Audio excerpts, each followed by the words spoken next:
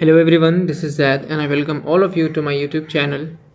And in today's video, we are going to discuss one of the important topic is the qualifications of the president. Okay, so any person who want to become the president of India should must qualify some certain conditions. So what are those conditions? Let's see. So the qualification for election as a president, any person who wants to become the president of India should follow certain criteria. Okay, so what are those criteria? The first one is he or she should be a citizen of India. So the first and most important criteria is that he or she should be the citizen of India.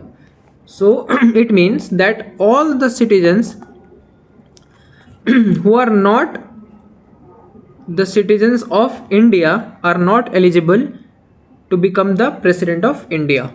Okay, now in the case of NRI, okay, so what should be there in the case of NRI? If any person who is not residing in India, living in any different country other than India, so what is in this condition?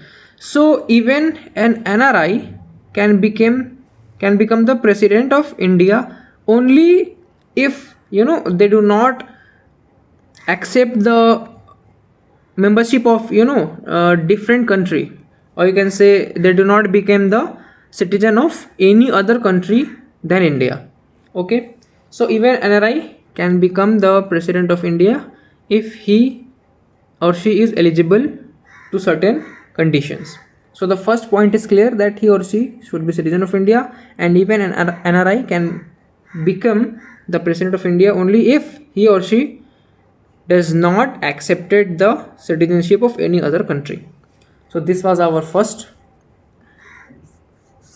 Now let's move to the second one. He or she should have completed 35 years of age. Okay, so the second criteria is that any person who wants to become the president should minimum the age of 35 years.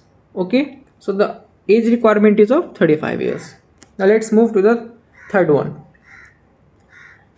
He or she should be qualified for election as a member of Lok Sabha. Okay, so any person who is trying to be the president of India must qualify those things which is required to become a member of Lok Sabha. Understood? I hope you all get this. Let me explain one more time that if you want to become the president of India, then whatever qualifications is required to become the member of Lok Sabha is qualified by that person who want to become the president. Okay, I hope that's clear. Now let's move to the next topic. Next point, which is that he or she should not hold any office of profit. Now here comes the most important term, the office of profit. Let me explain you. First let me read this, now then I will explain you. He or she should not hold any office of profit under the union government, any state government, or any public authority. Now what is the meaning of office of profit? So office of profit, you can understand this, it is simply means it is a certain kind of position or a job under the government, okay, which gives the person some financial gain. So it gives some kind of profit like salary or allowance, the different benefits. So this is called office of profit. I can explain you with an example that consider that you are a government teacher in a town, in a school, and then somehow you become a member of parliament. So even after becoming the member of parliament, even if you are enjoying the salary and the allowances of the teacher, it means you are holding office of profit. So any person who is any person who has office of profit is not eligible to become the president of India. He or she should renounce that office of profit to become the president of India. So any sitting president or vice president of the union and the governor of any state and the minister of union or any state is not deemed to hold any office of profit. Okay, so all these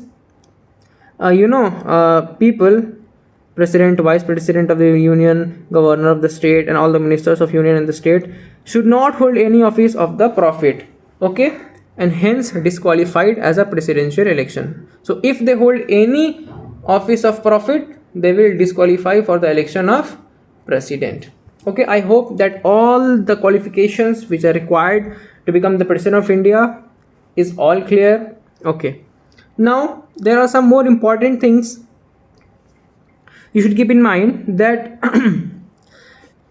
the nomination of the candidate for election of president must be subscribed by at least 50 electors as proposers and 50 electors as seconders. Now this is the most important point which you have to keep in mind, that if any person who is going to be the president of India should be supported by 50 people as proposers.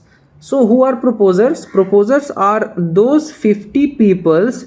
Okay, proposers are those people who support the president and give the name for nomination for the president, for a person who wants to become. Okay, so you can say this is president and there are 50 people who are supporting this president by giving the name of this person, that I want to make this person president. Okay, so they are called proposers. Now 50 electors as seconders. Seconders are those people who support these 50 proposers for making this person as a president. Okay, I hope you all got this. So there are 50 electors as proposer required and 50 electors as seconders required for the nomination of a candidate for election of the president. I hope that's all clear. Now the second thing which you have to keep in mind is that every candidate has to make a security deposit. Okay, every candidate who has filled the nomination form to become the president of India should deposit a security money of 1500 rupees in the Reserve Bank of India. Okay, I'll tell you why this is.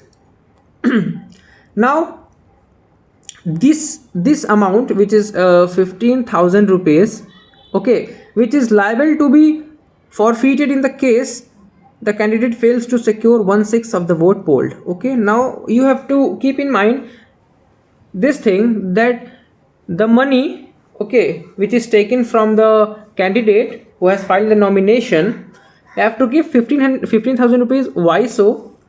Because first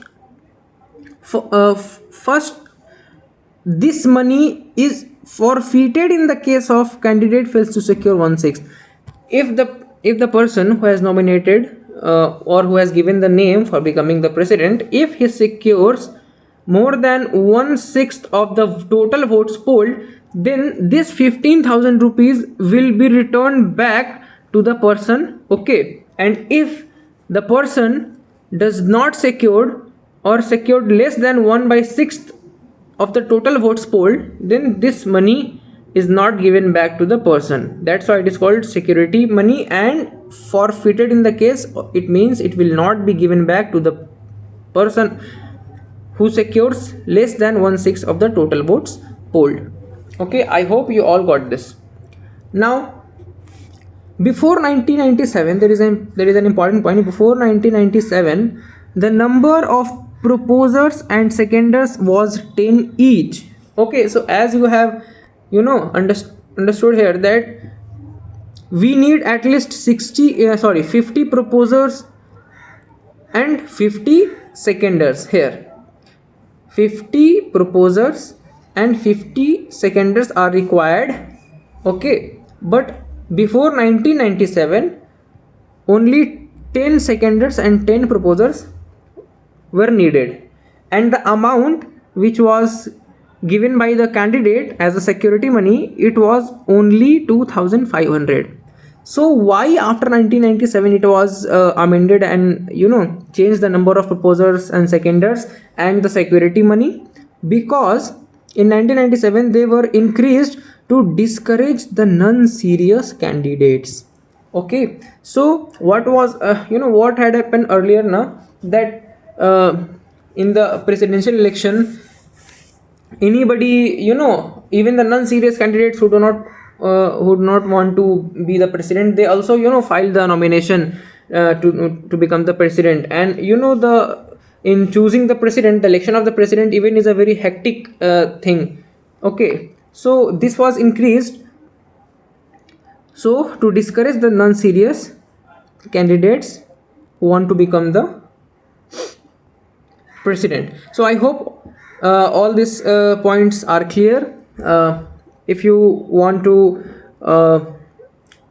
get something no extra, so you can write down in the comments, and for more you can subscribe to my channel.